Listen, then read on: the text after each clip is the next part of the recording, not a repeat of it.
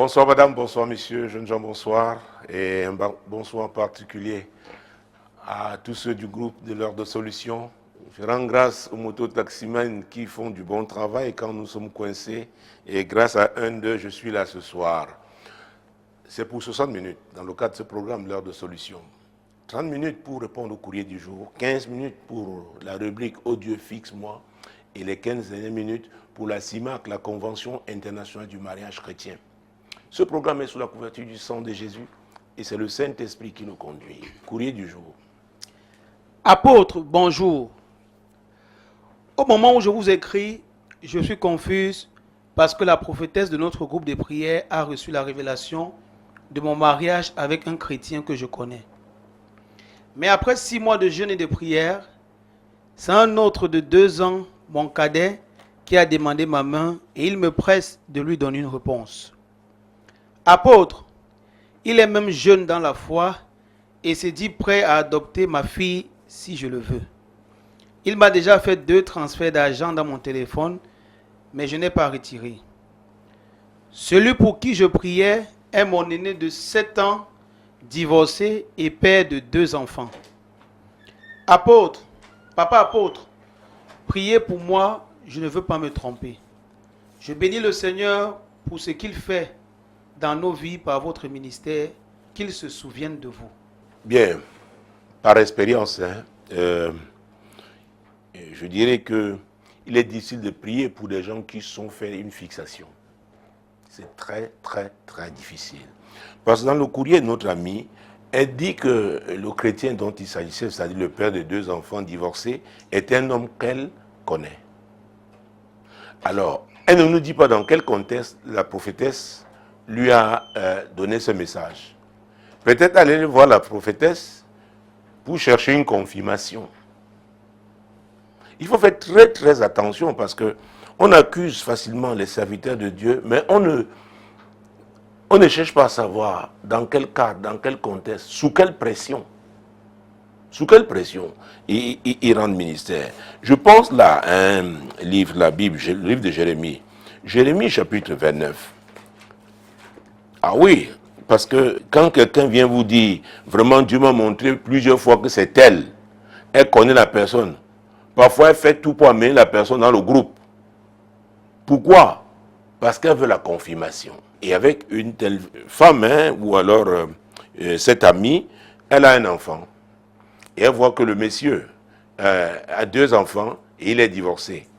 Alors, celui qui est en train d'arriver lui a proposé même qu'il peut adopter l'enfant. Ça veut dire que le père de l'enfant, on ne sait pas où il est. Donc, à vrai dire, c'est 2 personnes qui ont eu des problèmes.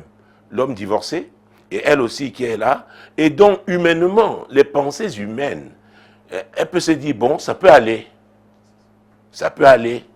Et si l'autre est qualifié de jeune dans la foi, lui, il est là depuis un certain temps, donc ça peut aller. Les pensées humaines. Alors, Jérémie chapitre 29, à partir du verset 8, essayons, oui, le verset 8. Car ainsi parle l'Éternel des armées, le Dieu d'Israël. Ne vous laissez pas tromper par vos prophètes qui sont au milieu de vous et par vos devins. N'écoutez pas vos songeurs dont vous provoquez les songes. Dont vous provoquez les songes. Ça, je voulais qu'on souligne. Dont vous provoquez les songes. Je me souviens, c'était, je crois, en 2002. Une dame qui venait d'un pays non loin de la CEMAC arrive au culte ce jour-là. À la fin, demande à me voir. Nous étions une jeune assemblée, c'était plus facile. Et je l'ai reçue, elle me dit qu'elle arrivait très tôt par un vol de 4 heures du matin. Et voilà, Dieu l'appelait à être missionnaire au Cameroun. Je lui ai dit alors, parle-moi de toi. C'était une veuve. Et le dernier enfant avait, je crois, 3 ans. Alors, je lui ai dit, tu crois que Dieu dont t'a laissé, t'a fait abandonner un enfant de 3 ans pour t'envoyer en mission? Elle me dit, oui, vraiment, elle a eu la confusion. J'ai dit, ok, gloire à Dieu, si c'est lui. Parce que je suis de ceux qui se disent, quand quelqu'un me dit, Dieu m'a dit, à moins que ce soit flagrant, où ça se pose, n'est-ce pas, frontalement la parole de Dieu, je laisse la personne. C'est très important. Parce que la notion de confiance, la confiance en Dieu et la confiance même en celui qui te donne le message, c'est très très important. Donc, je ne suis pas de ceux qui viennent déstabiliser la confiance qu'on a en quelqu'un ou alors, je ne sais pas, à sa relation avec Dieu. À moins que ce soit, comme j'allais dire, je viens de le dire, vraiment totalement opposé à la parole de Dieu. Alors j'ai un devoir de rectifier à la lumière de la parole de Dieu. Ça, c'est très important. Ici, Dieu parle donc des hommes, n'est-ce pas, des femmes qui provoquaient les songes. Il s'agissait des messagers de Dieu. Alors, cette femme, pourquoi j'ai parlé d'elle? Parce que environ 6 semaines après, elle vient me voir. À la fin du culte, elle me dit, Dieu lui a parlé tôt ce matin-là, à 4 heures, que j'ai un message pour elle. Je lui ai dit, je n'ai reçu aucun message. Imaginez-vous, alors, vous êtes léger, et quelqu'un vient comme ça, et il y avait une grosse offrande, et vous avez des problèmes. Vous pouvez fabriquer un message. C'est pourquoi les gens ne vous disent pas toujours dans quel contexte, comment les choses se sont produites. C'est un homme qu'elle connaît. Elle connaît son histoire. Est-ce qu'elle ne l'a pas ciblé? Vous savez, les émotions, la convoitise, je ne suis pas en train de l'accuser. À vrai dire, quand nous traitons d'un courrier, on ne s'adresse pas de façon spécifique à la personne, mais c'est l'occasion aussi pour édifier. Et parfois aussi la proximité, le fait d'être proche. Et on peut croire que c'est Dieu qui parle. C'est comme moi je me méfie de ça. Je ne veux pas accuser cette prophétesse. Maintenant, voilà que ce qui arrive. Et après 6 mois, elle dit 6 mois de jeûne et de prière. Donc c'était des prières ciblées. C'était pour que ce monsieur, le divorcé, se prononce. Pour qu'on dise qu'il y a eu confirmation. Bon, voilà quelqu'un qui arrive. Alors, il n'entre pas, il ne répond pas au moule. Il n'a pas la forme. 1, il est plus jeune. 2, il est jeune dans la foi. Et le gars est terrible. Hein? Lui, il est en train de mettre la pression. Il dit, réponds vite. Il a déjà fait 2 transferts d'argent. Il est prêt à s'occuper de la fille dont le père, on ne sait pas où il est. Donc, elle est bouleversée. Et elle veut savoir ce qu'il faut faire. Prenons Ésaïe 55. Mon Dieu, mon roi. Voilà, verset 8 et 9. Car mes pensées ne sont pas vos pensées, et vos voix ne sont pas mes voix, dit l'Éternel. Autant les cieux sont élevés au-dessus de la terre, autant mes voix sont élevées au-dessus de vos voix, et mes pensées au-dessus de vos pensées. C'est Dieu qui parle. Il s'adresse à nous, nous les hommes. Nous avons une façon de penser. Il y a des schémas que nous concevons. Or, c'est lui qui a dit dans Jérémie 33, verset 2, qu'il est le concepteur et l'exécuteur. Et s'il vous plaît, je ne me lasserai pas de rappeler, n'est-ce pas, que ce soit pendant cette émission où tu dois comprendre ou d'autres programmes, nous sommes des missionnaires sur cette terre. Nous sommes des missionnaires. Ce que Dieu fait avec chacun de nous, c'est pour accomplir la mission qu'il nous a assignée. Et parce que nous parlons du mariage, et nous sortirons cette émission avec la CIMAC, c'est une plateforme pour accomplir les desseins de Dieu. Oui. Alors, ignorer ça, on se lance donc à ses désirs. Et vous savez, quelqu'un avait dit, un écrivain français, Saint-Exupéry, dans son ouvrage Terre des hommes, s'aimer, ce n'est point se regarder l'un l'autre, c'est regarder ensemble dans la même direction. Oui. Alors, quelqu'un vient, il demande votre main. C'est bien. Pourquoi il veut vous épouser? Quel est le projet, n'est-ce pas, qu'il vous propose? Est-ce que vous vous retrouvez dans ce projet? Quelle pourrait être votre contribution? Qu'est-ce qu'il a trouvé en vous qui le pousse donc à demander votre main? Oui, c'est pour faire quoi ensemble? Et j'ai commencé à parler de fixation. Quand on a donc fait une fixation sur quelqu'un, à vrai dire, mon Dieu, mon roi, on n'est plus serein. Hein? Ouais, imaginez-vous 6 mois de jeûne et de prière. Donc, on frappe, c'est lui. Tout son cœur, Seigneur, Seigneur, et on le suit, on va avoir toutes les informations. Si une femme tourne autour de lui, c'est un problème, peut-être on l'attaque même dans les prières. À un moment donné, on peut se retrouver à faire des enchantements. Ah oui, ça peut devenir même la sorcellerie. Maintenant, la prophétesse a confirmé. Puisque depuis 6 mois, tu priais. Peut-être tu n'étais même pas la seule, peut-être il y avait des gens qui te soutenaient dans ça. C'est très compliqué là maintenant. Alors, La première des choses, c'est de sortir. Pas pour que tu t'engages avec celui qui n'a rien, mais au moins que tu sois libéré. Parce que là, tu es lié. Tu t'es même envoûté toi-même. Les pensées, hein, on peut être prisonnier de ces pensées. On se convainc tellement que c'est ce qui est, c'est ce que Dieu a dit, mais l'autre aussi parle. L'autre, c'est qui? C'est le diable. Il y a l'esprit de divination. Vous vous souvenez, dans Acte 16, Paul et Silas étaient en mission dans la ville de Philippe. Pendant plusieurs jours, une femme rappelait qu'ils étaient des serviteurs de Dieu et demandait aux gens de les écouter. Mais la Bible nous dit que pendant plusieurs jours, elle a fait, Paul, fatigué, a chassé cet esprit. C'était un esprit de python, un esprit de divination.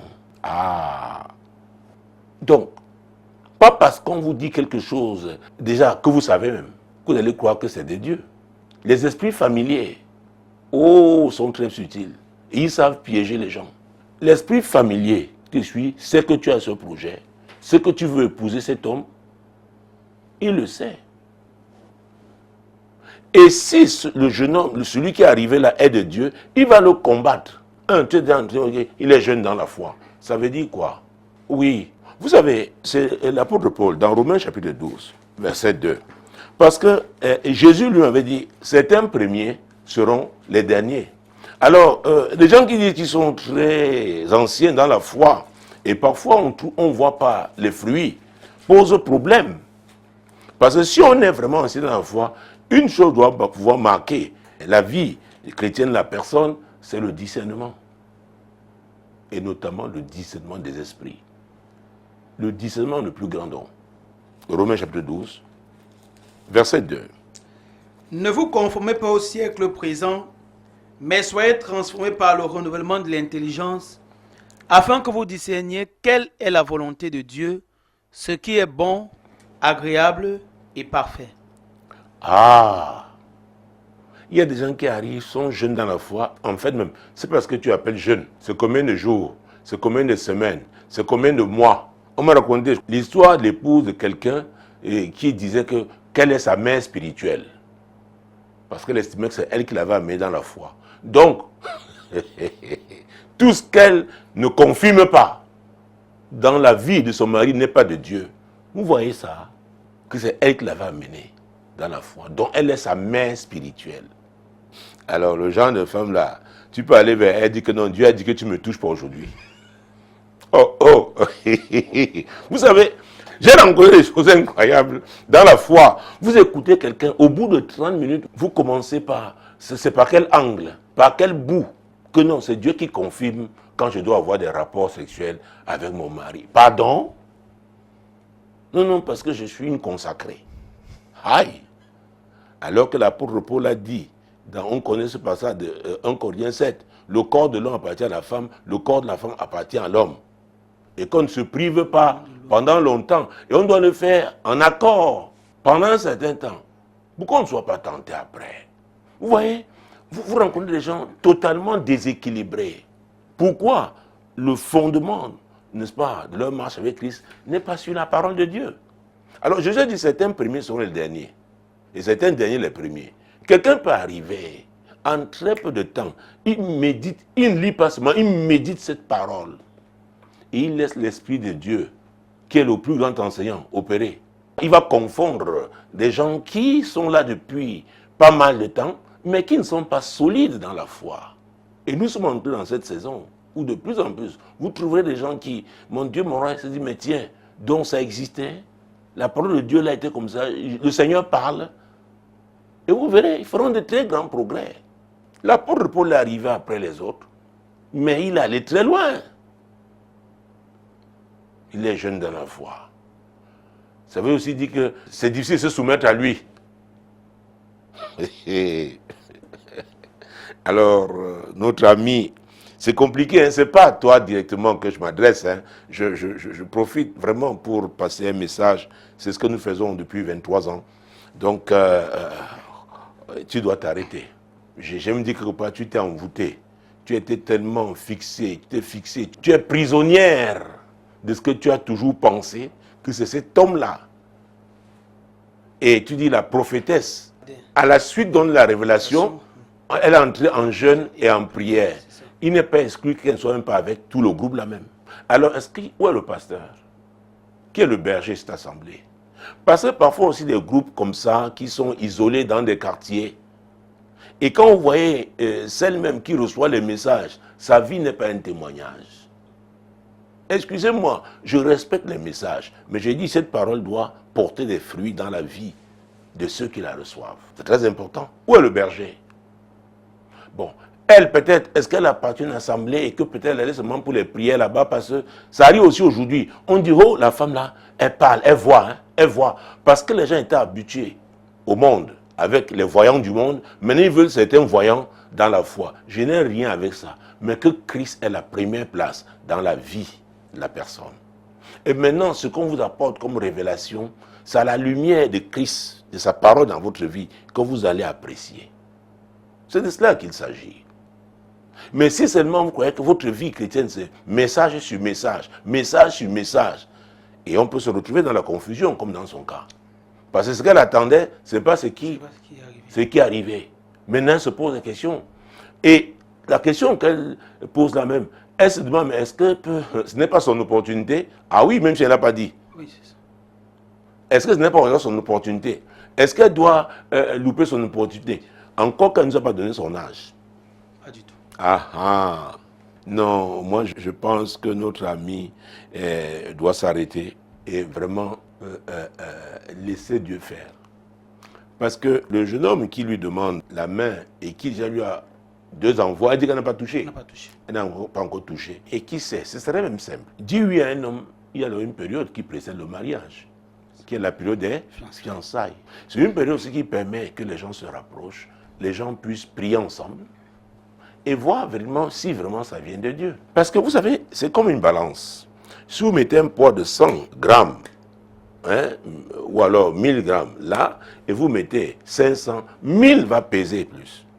C'est ça, non? C'est plus lourd. Alors en ce moment, le divorcé de 2 enfants, il pèse lourd dans son cœur. Elle s'attendait. Maintenant, ça arrivé. Digérer même ça, c'est quoi elle est confuse? Mais pour vous dire que le divorcé pesait très lourd. Or, maintenant, vraiment, Jésus-Christ de Nazareth, nous avons parlé de renouvellement de l'intelligence. Pour savoir, n'est-ce pas, pour discerner quelle est la volonté de Dieu, ce qui est bon, agréable et parfait. Je crois que la semaine dernière, nous avons commencé à prier par rapport à ceux qui sont retrouvés dans la volonté permissive de Dieu. Parce qu'il faut une grâce spéciale pour opérer dans la volonté permissive de Dieu. Dieu a laissé faire, mais maintenant il y a des défis que vraiment il faudra que ta foi soit solide pour continuer dans ce mariage-là. Donc c'est pourquoi j'ai dit qu'elle regarde, si elle peut commencer, c'est la période de fiançailles, en se rassurant qu'elle ne touche à aucun transfert qu'il lui fera. Parce que si au bout de cette période de fiançailles, ça ne marche pas, c'est normal. Au lieu de mal se marier, autant ne pas se marier. Je le dis pourquoi, je suis en train de couper la poire en 2. Pour qu'elle n'ait pas l'impression de laisser une opportunité filer. Donc, puisqu'elle a écrit, je pense que ce monsieur quand même, même si l'autre pèse lourd, elle a aussi quand même regardé que, mais on ne sait jamais. Hein. Non, peut-être regarder une autre femme ailleurs. Elle peut apprendre dans 2 semaines qu'il va même se marier. C'est pourquoi j'ai dit, mais attention, voilà une opportunité, au moins c'est là. Pourquoi pas engager la période de fiançailles, accepter donc le temps de faire la connaissance de celui-là. Or, c'est là maintenant où il faut voir si elle est vraiment libre, si la prophétesse n'exerce pas une influence sérieuse sur elle. Parce qu'en le faisant, elle peut être en train de discréditer le ministère de cette prophétesse. Parce que s'ils ne sont pas des gens qui craignent Dieu, ils vont opérer comme des gourous. C'est-à-dire leur message, mon Dieu, mon roi, a autorité, c'est comme ça, ça ne doit pas changer. Mais non. Quand on est un messager, on doit juste donner le message. On n'est pas responsable de l'exécution. Je me souviens, il y a 25 ans, je revenais du petit déjeuner chrétien qui se organisait à l'époque dans le plus grand hôtel de la ville, Douala à l'époque, c'était le Méridien. Alors, c'était mon ancien pasteur qui l'organisait. Et j'accompagnais donc quelqu'un qui s'arrêtait dans un bureau administratif. C'est un samedi. Je ne connaissais pas la personne chez qui elle allait, mais j'ai trouvé une autre femme avec cette personne dans son bureau. Dieu me dit, dis-lui, que quand je te donne un message, tu n'es pas responsable de l'exécution. Délivre juste le message. Je ne connaissais pas cette femme. Or, celle que j'accompagnais et l'autre qui était là la connaissaient. Elles ont seulement levé les mains vers le Seigneur. C'est après, comme l'on dit, que c'était son problème. Elle recevait les messages, mais elle allait forcer les gens. Toi, repends-toi. Dieu a dit que tu ne te... Elle mettait la force. Or, je ne la connaissais pas. Et c'était un concours de circonstances. Dieu me dit, dis-lui. Les messages que lui donne, elle délivre juste le message. Elle donne le message. Elle n'est pas chargée, responsable de l'exécution. Le fait qu'on ne suive pas une prophétie que tu as donnée ne te décrédibilise pas. Ça ne te réduit pas. Tu as seulement fait. C'est-à-dire accompli une mission que Dieu t'a confiée. C'est tout. Parce que, étant dans ce groupe, je pense que plusieurs personnes de ce groupe devaient être au courant de cette prophétie, de cette révélation. Peut-être beaucoup ont prié. Maintenant, si elle décide d'accepter les fiançailles à l'autre, comment elle va faire avec le groupe? C'est là où, je répète toujours, je rappelle, le mariage, ce n'est pas pour les gamins. Ce n'est pas pour les gamins. Donc, elle doit être responsable. Vous vous souvenez le père du jeune homme qui avait été aveugle, ses parents, et on est allé les voir pour leur demander si vraiment leur fils était né aveugle. Ils n'ont pas voulu prendre position parce qu'ils avaient peur qu'on les chasse de la synagogue. Bon, il arrive aussi que des gens n'arrivent pas à s'engager parce qu'ils ont peur. Et la peur ne vient pas de Dieu. La Bible dit que tout ce qui n'est pas conviction est péché. Est péché. C'est très, très important. Et Samuel, le prophète, disait à Saül dans 1 Samuel 15, 22, l'obéissance vaut mieux que les sacrifices. Et il s'agit là d'obéir à Dieu. Maintenant, tourne-toi vers Dieu, c'est ta relation avec lui. Que Seigneur, je m'attendais au divorcé qui a 2 enfants. Il ne s'est pas prononcé jusque-là. Celui-ci est arrivé, est-ce qu'il est de toi? Si Dieu donne temps à répondre, peut-être il va répondre quand vous entrerez en fiançailles. Il y a des choses, d'habitude Dieu parle tantôt d'une manière, tantôt d'une autre. Autant voir, t'engager dans cette relation, le temps d'observer, le temps de voir. C'est très important. Bon, maintenant, quelqu'un me pose la question que si entre-temps, maintenant, le divorcé se prononce, tout comme on peut aller lui dire que, mais attends, on avait eu une révélation, voilà que quelqu'un est alors venu maintenant. Lui aussi se retourne. Il dit, hey, excusez-moi, hein, mais ça peut arriver. Parce que si celle qui nous dit qu'elle le connaît, elle n'est pas la seule à le connaître. Même la prophétesse, elle le connaît. C'est pourquoi celle qui nous intéresse, c'est celle qui nous a écrit, elle doit être responsable, mature, savoir ce qu'elle veut. Et ne pas se dévaloriser parce qu'elle a un enfant, parce qu'elle a un certain âge. Ça n'a rien à voir. Nulle part dans la Bible, Dieu a parlé de l'âge des époux. Or, ce qui est important, c'est la sagesse de Dieu. Parce que quand l'apôtre Paul parle ici de discerner, et je vais vous montrer dans Proverbe chapitre 8, la Bible nous dit que la sagesse a pour demeure le discernement. C'est très important. Quelqu'un peut être jeune dans la foi, mais être sage. Ah oui. Proverbe chapitre 8, versets 11 et 12.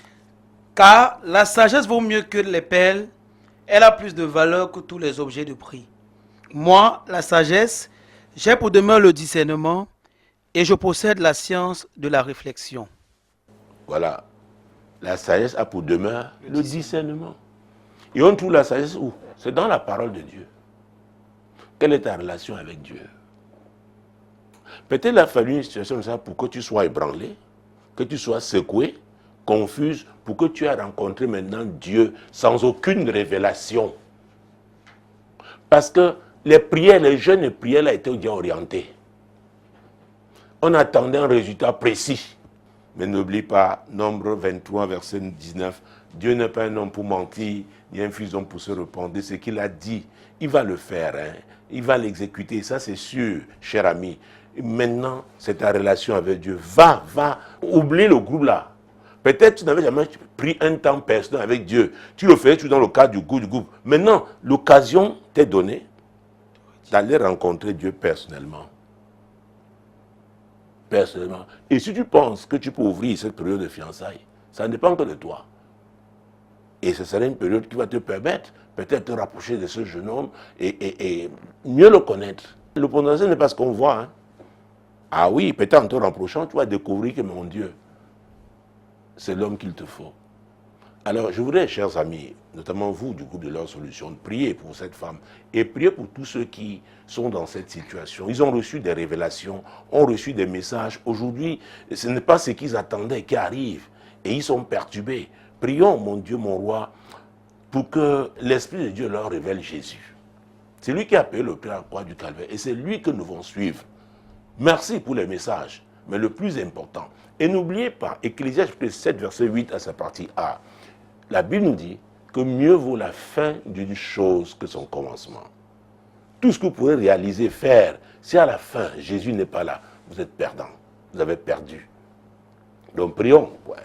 Père, au nom puissant de Jésus, le courrier de cette auditrice, de cette internaute, cette téléspectatrice, n'est-ce pas, nous donne l'occasion de prier non seulement pour elle, mais pour tous ceux-là, Seigneur, qui sont aujourd'hui dans la confusion, parce qu'ils ont reçu les messages et l'accomplissement n'est pas ce qu'ils attendaient.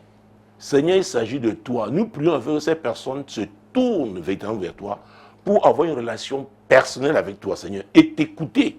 Seigneur, même si tu peux parler audiblement, fais-le. Tu peux leur donner des songes, que ce soit très clair. Seigneur, tu es Dieu, tu parles tantôt d'une manière, tantôt d'une autre. Ne permets pas que ceux qui nous écrivent, ceux qui appartiennent à ce groupe de leur solution, ceux qui sont abonnés sur ma page Facebook, Seigneur, qui s'égarent à cause d'une révélation. Seigneur, ce sont tes brebis. Tu t'en occupes au nom de Jésus. Amen. Voilà, madame. Voilà, messieurs. Vous voyez, la deuxième rubrique, c'est « Oh Dieu, fixe-moi ». Notre ami doit être fixé. C'est un des problèmes dans ce monde. Un monde qui nous propose tellement de choses parfois contraires, opposées. Quel choix faut-il faire? Nous rappelons dans ce programme que le plus grand choix à faire, c'est choisir notre Sauveur d'abord. Parce qu'il a payé le prix à la croix du Calvaire pour nous sauver. Nous connaissons ce verset d'Ésaïe qui dit que nous errions, chacun suivait sa propre voie. C'est très important.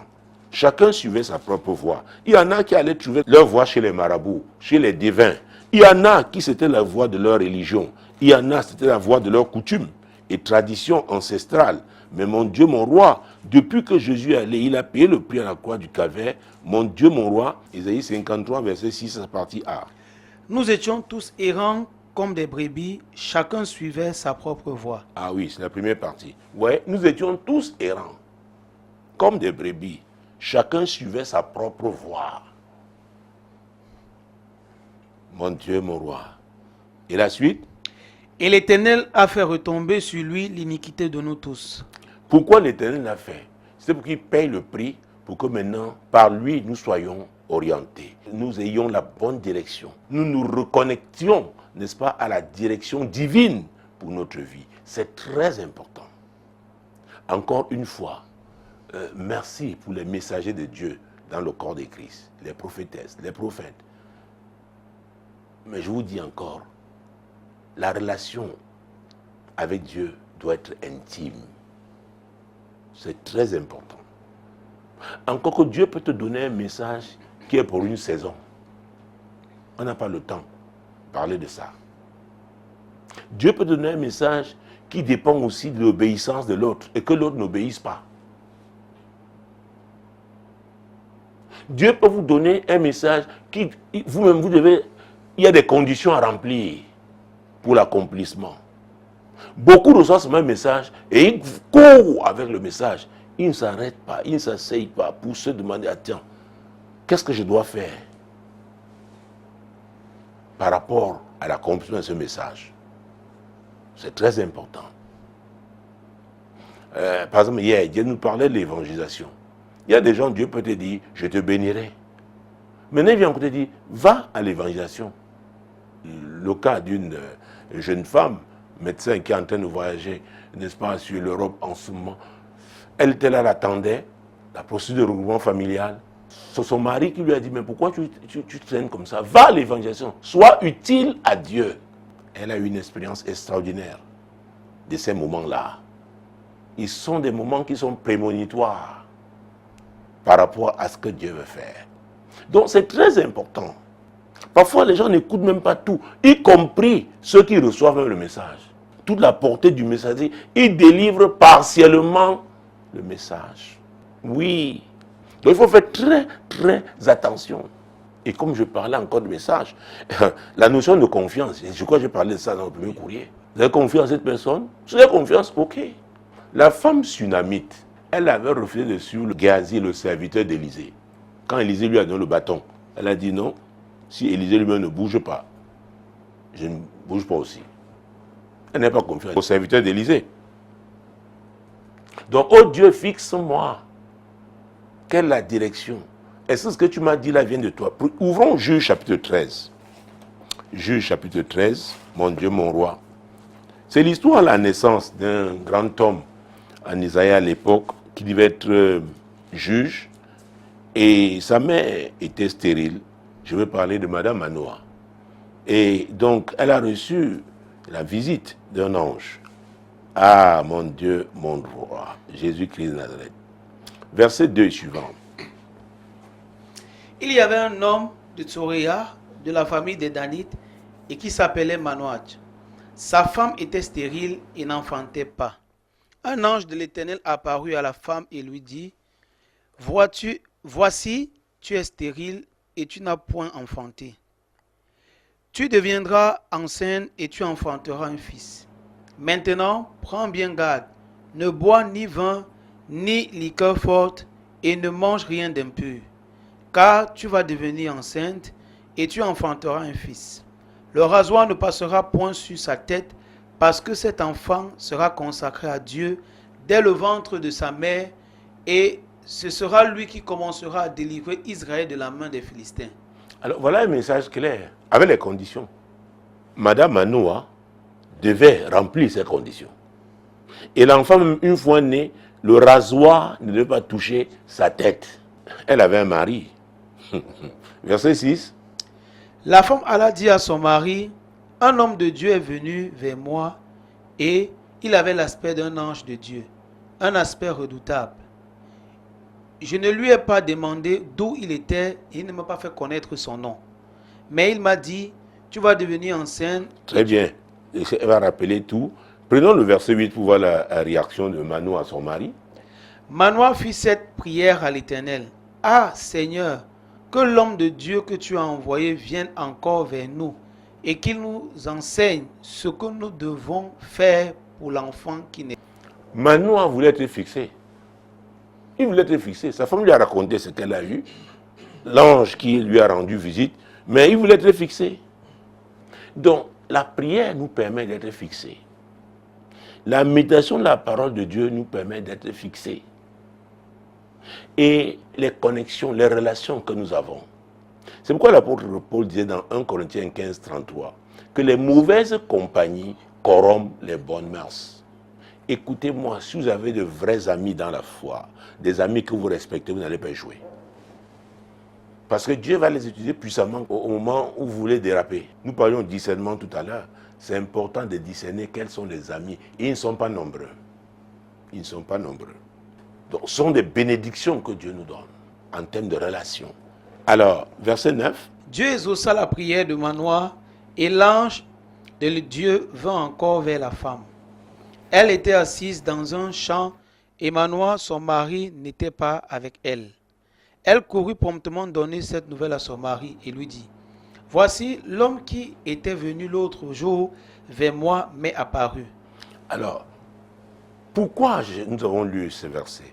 Pour vous montrer que Dieu tient à l'accomplissement de ses desseins. C'est lui qui a conçu. Ah oui, ce projet, la vision qu'il nous a donnée, la mission qu'il nous a confiée. Et Dieu n'est pas méchant pour nous abandonner comme ça. Quand on le consulte, il répond. Parce qu'il a intérêt. Il veut nous voir réussir. Donc ceux qui disent que Dieu ne parle pas, il y a un problème. Que vraiment ils ont parlé à Dieu par rapport à ce sujet, il y a un problème. Peut-être Dieu n'a pas seulement répondu à leur manière.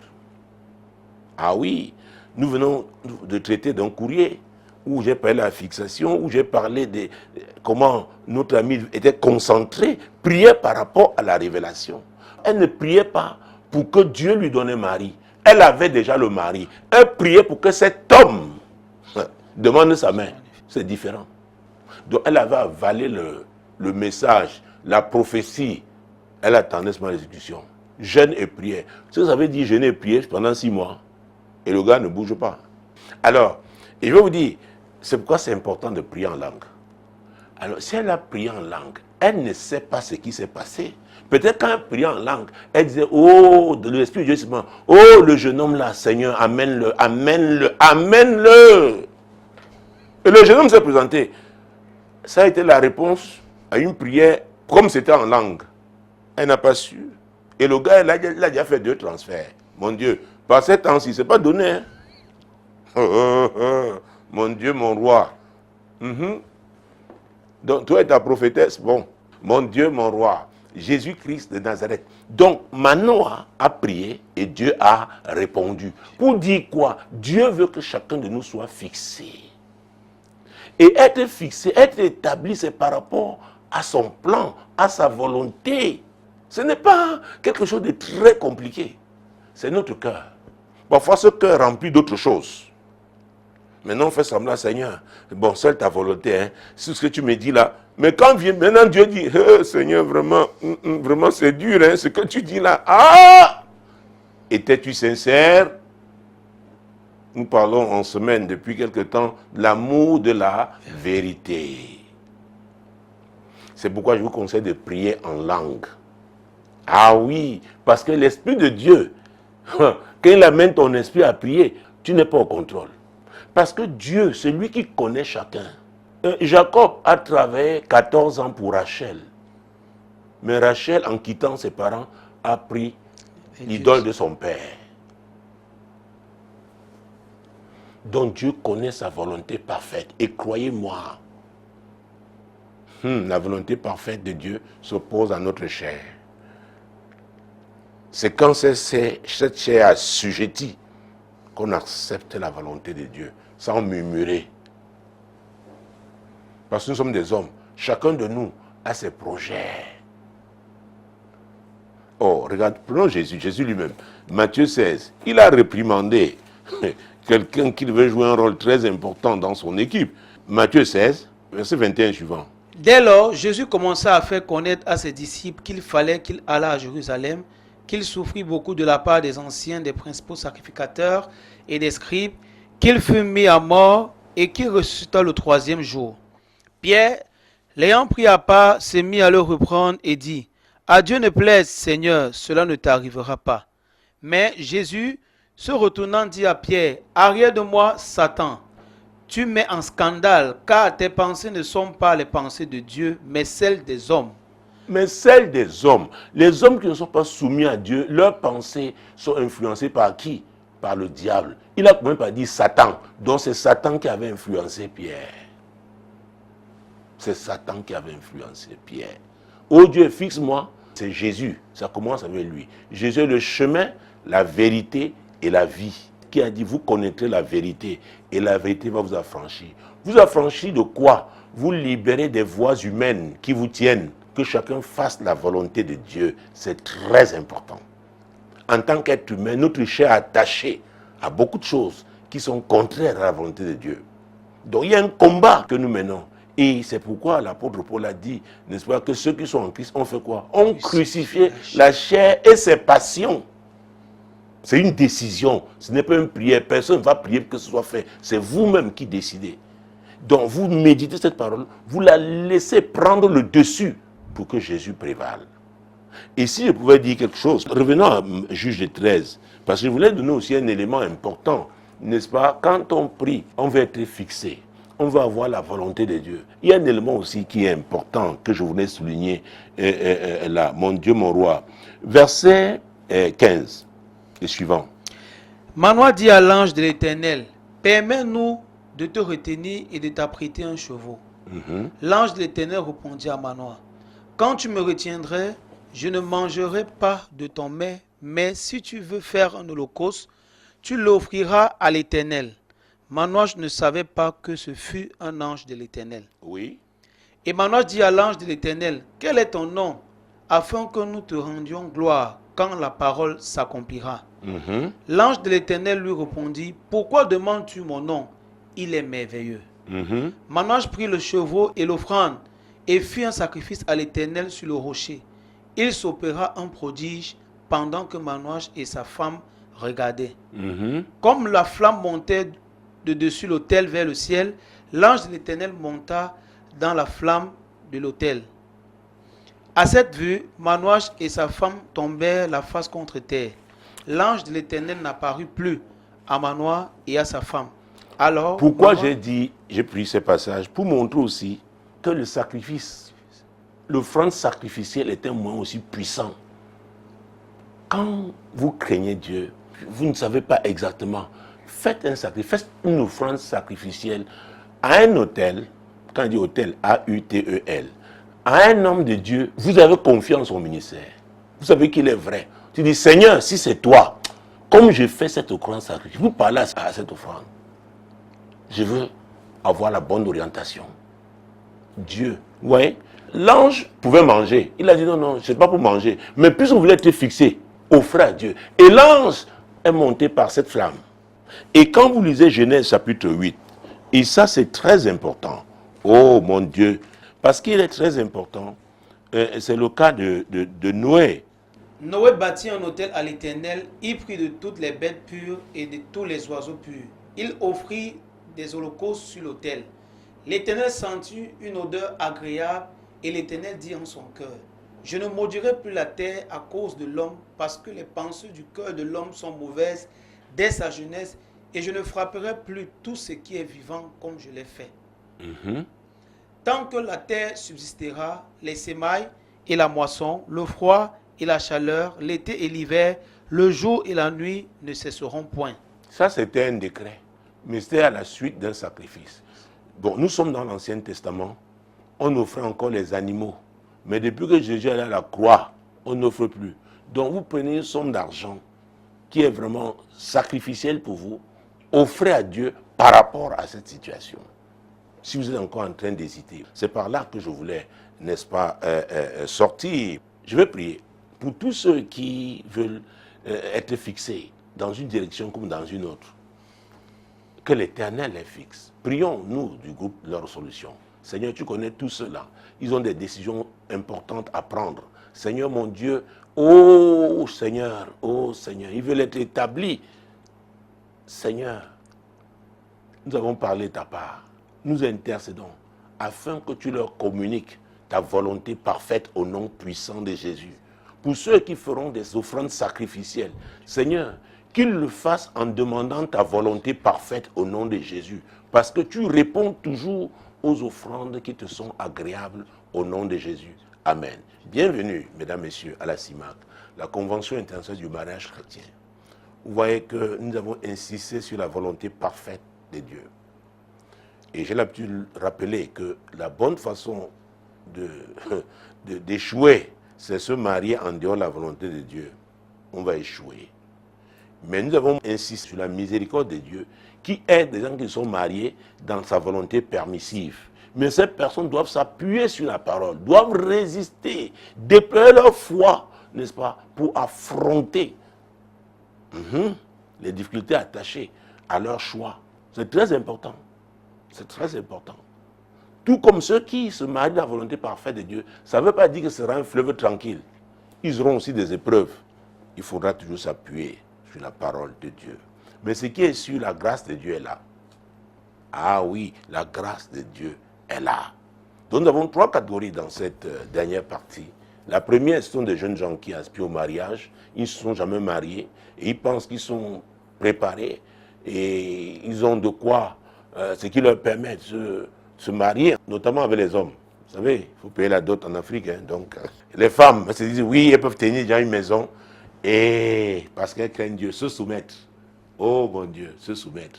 Et les hommes, aimer leur femme comme Christ a aimé l'Église. Ça, c'est la première catégorie. La deuxième catégorie, c'est le rattrapage. Des gens, les blessés de guerre. Ils ont essayé, ça n'a pas marché, ils sont passés par des moments difficiles. Ou tout simplement n'ont pas cessé les opportunités, n'est-ce pas, qui s'étaient présentées. Et ils sont aujourd'hui dans la catégorie de 40 ans et plus. Et ils croient en Dieu pour le rattrapage. Dieu est fidèle, Dieu est amour. Le mariage, c'est pour accomplir ses desseins. Dieu aussi veut les visiter. Et la troisième catégorie, Ce sont des couples chrétiens qui sont en difficulté. Le destructeur veut casser leur mariage. Et nous sommes là pour dire à Satan non. Alors prions, chers amis, pour les jeunes gens qui aspirent au mariage. Prions pour que ce ne soit pas seulement par rapport au modèle de ce monde, mais que ce soit pour accomplir la volonté de Dieu. Qui réalisent qu'ils sont des missionnaires que Dieu appelle, n'est-ce pas, à accomplir ses desseins au cadre du mariage. Seigneur, considérant tous les modèles que le monde propose aujourd'hui, des modèles qui ne te glorifient pas. Ô Dieu Tout-Puissant, ce soir, nous intercédons. Nous intercédons pour les jeunes gens qui aspirent au mariage. Oh Dieu, tu as dit que l'homme doit aimer sa femme. Tu as dit que la femme doit se soumettre. Mais de plus en plus, considérant les défis que je rencontre dans le ministère aujourd'hui avec les jeunes, notamment les jeunes femmes, qui sont bardées de diplômes, mais qui ne comprennent pas la notion de soumission, Seigneur. Ce n'est pas évident aujourd'hui. C'est pourquoi la crainte de ton nom, nous prions pour la crainte de ton nom. Seigneur, ces jeunes gens, quelqu'un peut avoir été ton camarade de classe, peut-être tu étais même plus brillant que lui à l'école, mais Dieu veut que tu deviennes sa femme. Tu dois te soumettre. Tes notes de mathématiques, ce n'est pas elle qui compte dans le mariage. Dieu a dit, la femme doit se soumettre. Ah oui, et toi aussi, ce n'est pas parce que, bon, maintenant dans le cadre du mariage, tu as l'occasion d'exercer ton autorité que tu vas écraser. Dieu dit d'aimer sa femme. Seigneur, nous prions pour cela. Saint-Esprit, touche les cœurs des jeunes gens qui veulent se marier aujourd'hui. Le mariage n'est pas un terrain de compétition. Seigneur, c'est un terrain de complémentarité. Seigneur, tu es Dieu. Fais-le pour la gloire de ton Saint-Nom. Oh Dieu, tu veux voir de plus en plus de jeunes gens qui te craignent se marier pour que leur mariage, Seigneur, soit une tribune d'évangélisation. Qu'ils soient des véritables ambassadeurs de ton royaume. Qu'en voyant leur mariage, on dise oui, voilà Christ dans la vie de ces deux jeunes gens. Seigneur, fais-le au nom puissant de Jésus-Christ. Et pourvoir, Seigneur, pour les besoins nécessaires à leur mariage, à leur établissement dans le mariage, au nom puissant de Jésus. Amen. La deuxième catégorie, des poids lourds. Le rattrapage. Le rattrapage. Le rattrapage. D'ailleurs, même dans le courrier, le divorcé là, il a dans le courrier le rattrapage. Donc la femme là voulait quelqu'un du... le rattrapage. C'est pas facile. Ceux qui aspirent au rattrapage, là, à vrai dire, doivent accepter d'être guéris de leurs blessures. Laissez Dieu faire. Ce n'est pas important. Mais parfois aussi, pendant qu'on est dans cette phase de guérison, il y en a aussi qui s'agitent déjà. Comme peut-être se divorcer, se dit que ce n'est pas encore le temps, qui doit digérer. Il y a une prophétie qui est déjà sortie. Vous voyez que c'est compliqué. Il y a les pressions. Il y a les pressions. Mais il est important de laisser Dieu faire. De laisser Dieu faire. Prions pour que Dieu guérisse tous ceux-là qui sont passés par des moments difficiles dans le passé, dans le cadre du mariage, et qui croient en Dieu pour le rattrapage, que Dieu agisse dans leur vie au nom de Jésus. Seigneur, tu veux donner l'occasion à un certain nombre d'entre nous, Seigneur, nous, de la famille, de l'ordre de solution, oui, Seigneur, l'occasion de se remarier. Seigneur, nous prions pour ton œuvre de guérison dans leur vie. Guéris-les et délivre-les, Seigneur, des souvenirs macabres, Seigneur, de leur vie passée, et qui croient que tu es le Dieu qui fait toutes choses nouvelles. Seigneur, c'est notre prière. Fais-le, ô Dieu. Guéris, délivre-les de tout traumatisme. Seigneur, mon Dieu, mon roi, et prépare-les à véritablement recommencer avec toi au nom puissant de Jésus-Christ. Au nom puissant de Jésus. Troisième catégorie, les couples qui sont en difficulté. Jésus a dit que le voleur ne vient que pour voler, égorger et détruire. Le voleur, c'est qui? C'est le diable. Il n'aime pas le mariage. Alors, vous devez le savoir, le diable n'aime pas le mariage. Parce que la famille commence avec deux personnes, un homme et une femme. Mon Dieu, mon roi. Et si la société a des problèmes aujourd'hui, c'est parce que la famille est en crise. Seigneur, nous voulons te présenter ceux de nos amis. Nous voulons intercéder pour des gens qui sont loin de nous. Seigneur, mais qui sont en difficulté dans le cadre du mariage. C'est cette tribune, ce moment est un moment d'intercession. Nous intercédons pour que le destructeur n'ait pas le déçu. Seigneur, intervient dans ces familles chrétiennes en difficulté dans le cadre de leur mariage, au nom puissant de Jésus-Christ. Seigneur, nous prions même pour les non-chrétiens qui sont en difficulté dans leur mariage. Seigneur, interviens. Oh Seigneur, interviens, oh Dieu. Ne permets pas aux destructeurs de détruire ces mariages. Seigneur, ne permets pas, Père, au nom puissant de Jésus-Christ. Seigneur, nous prions, ô Dieu.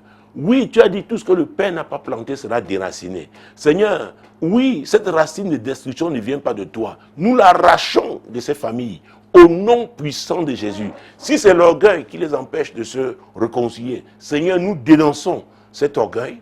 Nous dénonçons cet orgueil. Seigneur, nous arrachons, Seigneur, cette racine d'orgueil. Seigneur, pousse les gens à comprendre que l'orgueil va les détruire.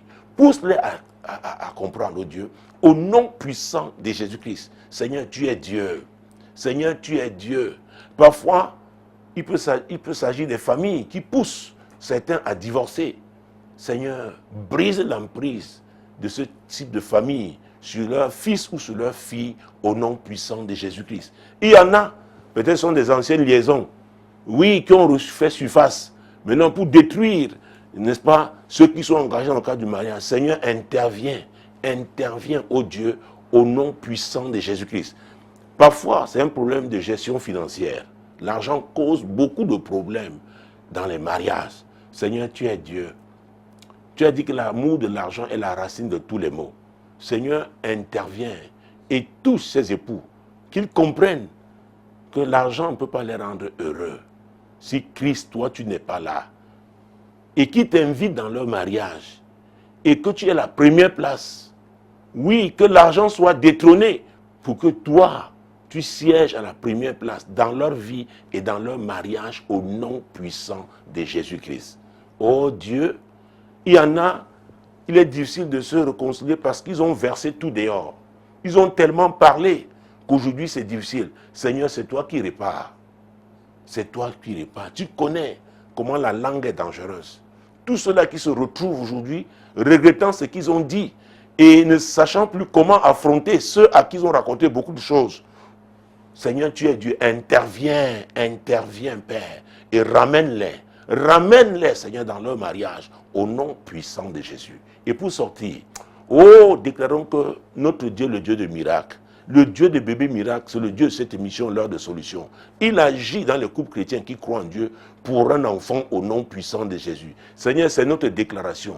Nous la faisons en accord. Tu as dit que si nous nous accordons pour te demander une chose quelconque, voilà ce que nous te demandons. Visite les couples chrétiens qui crient à toi pour un enfant. Seigneur, visite-les au nom de Jésus. Visite-les, Seigneur. Nous prions pour la naissance de ces bébés miracles au nom puissant de Jésus. S'il y a des cas de maladie, des cas de liens démoniaques, oh Dieu, intervient au nom de Jésus. Nous proclamons la guérison. Au nom de Jésus, nous proclamons la délivrance. Et nous déclarons que cette saison est la saison des miracles, des bébés miracles au nom de Jésus.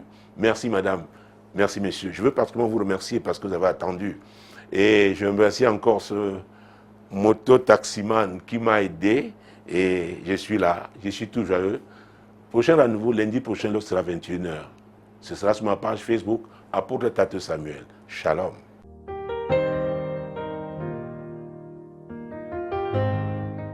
La Bible déclare qu'il est réservé aux hommes de mourir une seule fois, après quoi viendra le jugement. Mesdames, messieurs, il est possible d'éviter d'être coupable, d'échapper à cette sentence. Jésus a dit, je suis le chemin, la vérité et la vie, et nul ne peut aller au Père que par lui. C'est Jésus que je vous propose. Et c'est maintenant. Répétez cette courte prière après moi. Seigneur Jésus, je crois que tu es le Sauveur. Je reconnais que je suis un pécheur et je demande pardon pour mes péchés. Je m'engage à te suivre.